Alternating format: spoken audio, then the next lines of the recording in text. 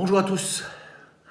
Hier, je vous ai partagé une méditation sur la veillée pascale et aujourd'hui, je suis heureux de vous retrouver pour vous parler du dimanche de Pâques. Je vais commencer en expliquant ce qu'est l'octave de Pâques. Puis je commenterai le passage d'évangile selon Saint Jean retenu pour ce dimanche de la résurrection. Et enfin, je dirai un petit mot sur les œufs de Pâques.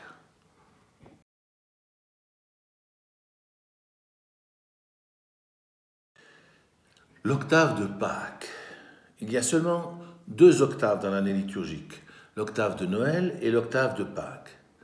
Après la Semaine Sainte, qui va du dimanche des Rameaux au dimanche de Pâques et dure 8 jours, nous avons maintenant une autre unité de 8 jours qui s'emboîte sur ce dimanche de Pâques. C'est l'octave de Pâques. Cette octave de Pâques commence avec la veillée pascale et va jusqu'au dimanche suivant, appelé le deuxième dimanche de Pâques. Elle dure donc 8 jours, d'où son nom octava, qui en latin signifie littéralement huitième. Ainsi, chaque jour de cette octave, c'est Pâques. Si, pour le Triduum pascal, c'était une célébration en 3 jours, ici, c'est un peu différent. Pendant 8 jours, c'est tous les jours Pâques.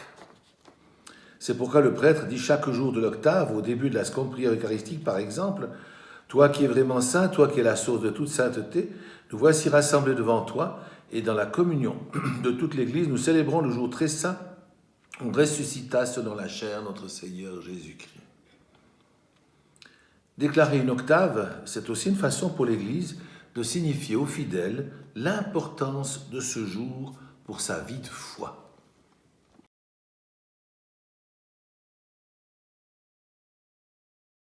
Le passage de l'Évangile selon Saint Jean, c'est celui-là que nous allons commenter, chapitre 20, versets 1 à 9.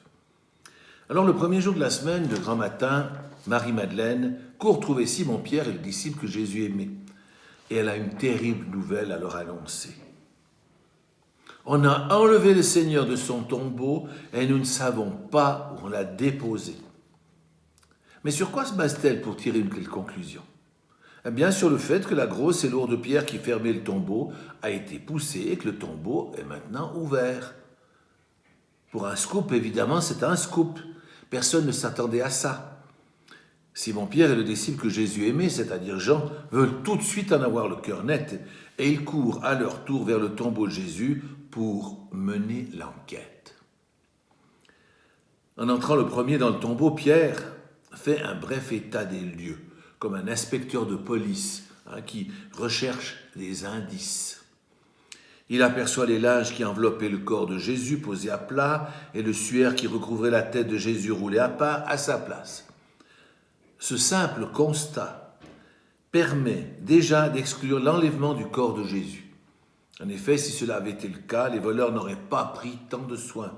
Ils auraient simplement emporté le corps le plus vite possible avec le linceul pour éviter de se faire prendre. La thèse de l'enlèvement, pour expliquer la disparition du corps, tient donc de la rumeur et non d'un fait avéré. Mais l'inspecteur Pierre semble cependant incapable à ce moment-là d'aller plus loin dans ses conclusions. En revanche, quand j'entre dans le tombeau, c'est tout autre chose. En effet, avant que Simon-Pierre n'entre, Jean s'est vite penché pour regarder à l'intérieur du tombeau et il a lui aussi aperçu les linges posés à plat. Et sa raison lui a tout de suite fait comprendre qu'il ne s'agissait pas d'un enlèvement. Mais quand il entre enfin dans le tombeau, il saisit rapidement le signe que représente ce tombeau. Par conséquent, si personne n'a enlevé le corps du Christ et que malgré tout, le corps n'est plus là, c'est que ce tombeau n'a pas pu retenir Jésus. C'est pour cela que l'évangéliste Jean peut dire de lui-même « il vit et il crut ».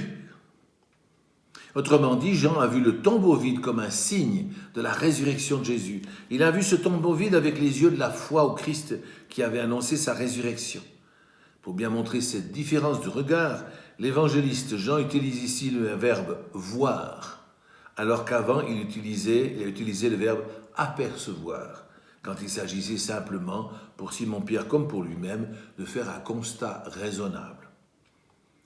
Quoi qu'il en soit, cette vision dans la foi est confirmée par ce que dit ensuite l'évangéliste.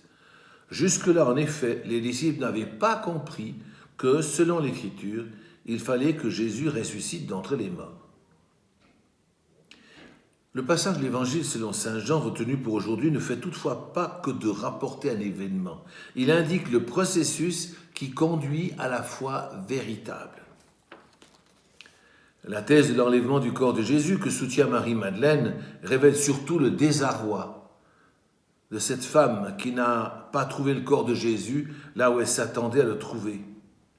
Et il n'est pas rare, hier comme aujourd'hui, que des personnes qui cherchent des réponses à leurs questions se mettent à croire toutes sortes d'explications, même les plus fumeuses, pourvu qu'elles en trouvent. L'attitude de Pierre est bien meilleure que celle de Marie-Madeleine, car elle fait appel à la raison. Et même s'il ne peut encore conclure à la résurrection, il sait au moins que l'explication de l'enlèvement ne tient pas la route. Cela va dans le sens de ce que disait le pape Benoît XVI, qui affirmait avec force que la raison, même si elle n'est pas suffisante, est importante pour éviter de tomber dans la crédulité ou la superstition et fonder une foi authentique. La meilleure attitude est bien sûr celle de Jean, qui passe également par la raison, mais sans s'y arrêter. Car une fois que la raison a épuisé ses arguments, il recherche des réponses dans les Écritures et dans la parole de Jésus. C'est grâce à cela qu'il peut alors discerner dans les faits et les événements les signes que Dieu nous laisse pour révéler une réalité qui transcende ces faits ou ces événements.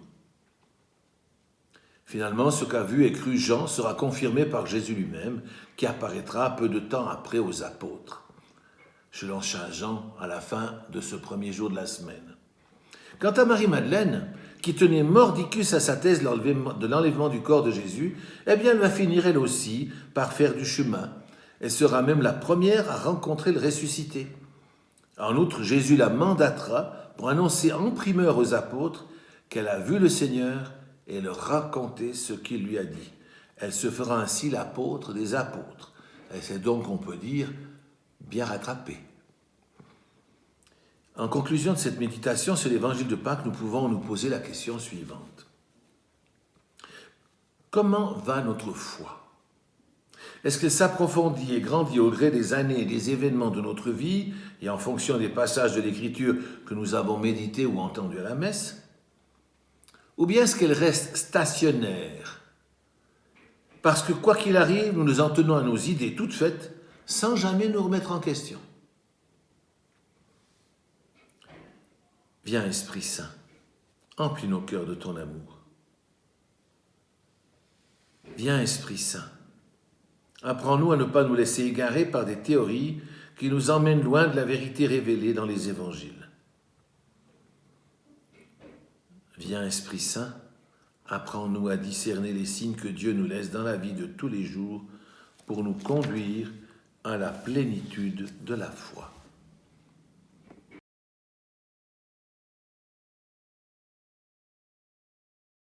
Et maintenant, si on parlait un peu des œufs de Pâques. Depuis quelques années, sauf cette année bien sûr, nous organisons, après la messe du dimanche de Pâques, une chasse aux œufs pour les enfants. Juste avant de les envoyer à la chasse aux œufs, nous leur expliquons le sens de ces œufs. En fait, l'œuf est fermé comme un tombeau. Il n'y a aucune issue et aucun signe de vie. Mais nous savons que la vie est quand même là. En effet, quand le poussin est prêt, il va briser l'œuf et il sortira. L'œuf est donc le symbole, tout simplement, de la mort et de la résurrection de Jésus. Et la tradition a voulu que l'on décore ces œufs pour leur donner aussi un caractère festif. Décorer ces œufs est une super activité à faire, bien sûr, en famille, avant Pâques. Ensuite, il suffit de les cacher au matin de Pâques, avant que les enfants ne se lèvent, pour qu'ils puissent alors avoir la joie de les chercher et de les trouver. C'est aussi l'occasion de rappeler aux enfants pourquoi les œufs sont mis en valeur à Pâques. Eh bien voilà, nous arrivons maintenant au bout des 5 méditations que j'ai faites en lien avec les célébrations majeures de la Semaine Sainte. J'espère avoir pu vous aider avec ces méditations à vivre cette Semaine Sainte un peu spéciale en raison du confinement dû au coronavirus. Merci de votre attention et bonne fête de Pâques à tous. Prenez bien soin de vous et de vos proches. Tenez bon dans l'espérance en ces temps difficiles, un jour cela se terminera, que le Seigneur vous bénisse.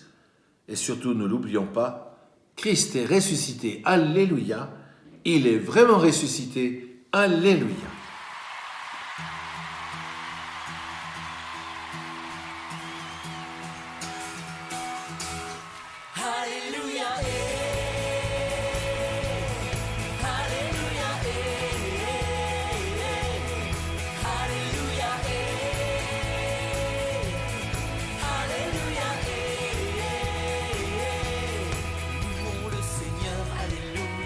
Alléluia,